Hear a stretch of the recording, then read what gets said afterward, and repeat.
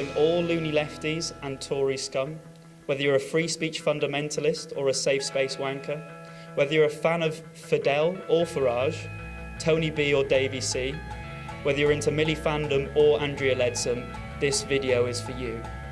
I'm here at the Bristol University Conservative Association Social to try and make some friends and smash down some echo chambers.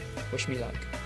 The Bristol Conservative Association are just inside having their drinks. I believe they're doing something called a Hague-a-thon, which is trying to recreate William Hague's famous claim that he drank 14 pints of ale in one evening. Ben, why do you think this is so important?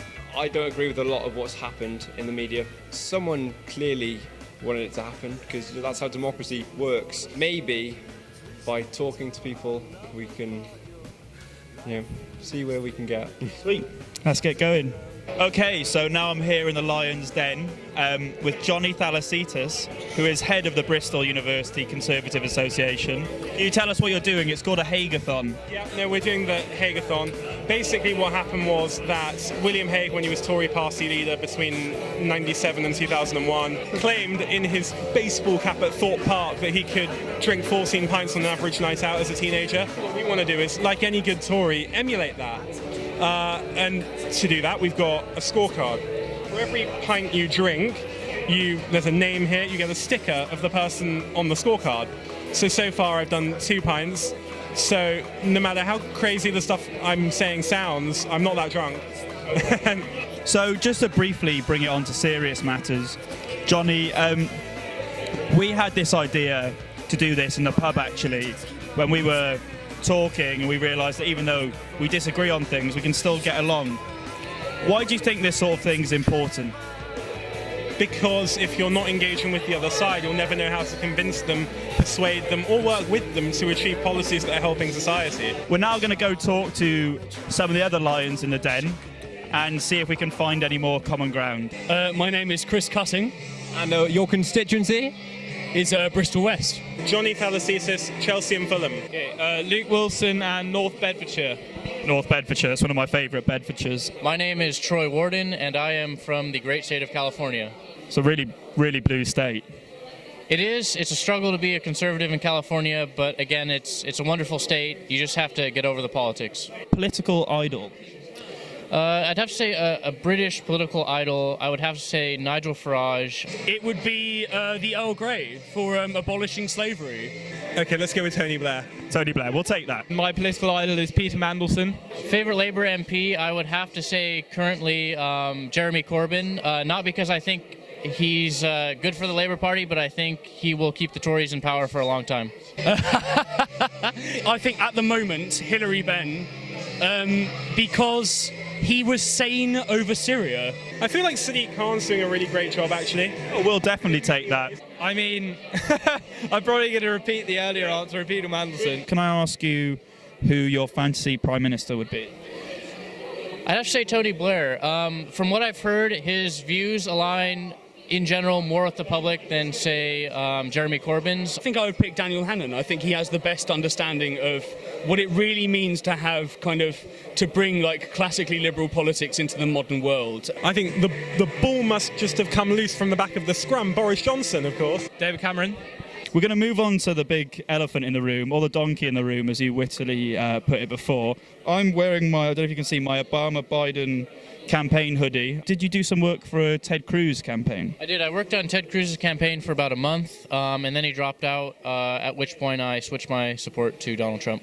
So you're feeling pretty happy right now?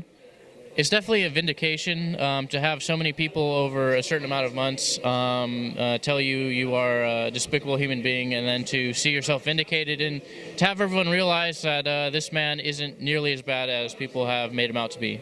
Can we have a hug on camera? Sure. There we go. I've been looking forward to this bit. Cool. We're going to try and find a big issue that we both agree on. Can you think of any ideas, maybe, that we could agree on? Ideas? I think we're both anti-Corbyn. Okay, you weren't supposed to out me as an anti-Corbyn. I mean, I believe in global warming.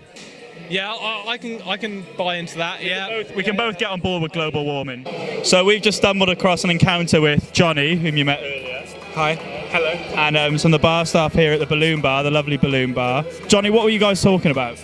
Well, I was asked what my thoughts on Theresa May were. I think that at the moment she's doing a good job. That's okay. But you said something quite interesting about your reaction when you hear views like that.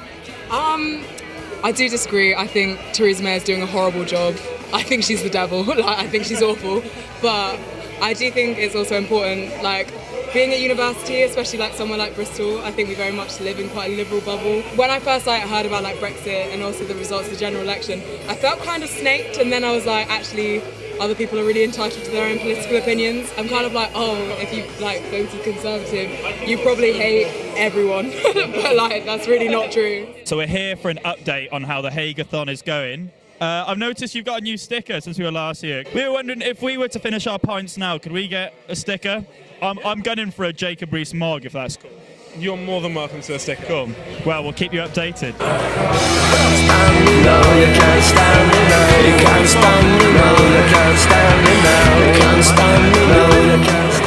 So we've been talking about the collision of politics and love. Johnny, you've experienced this collision sort of full on when you've been speaking in a friendly way.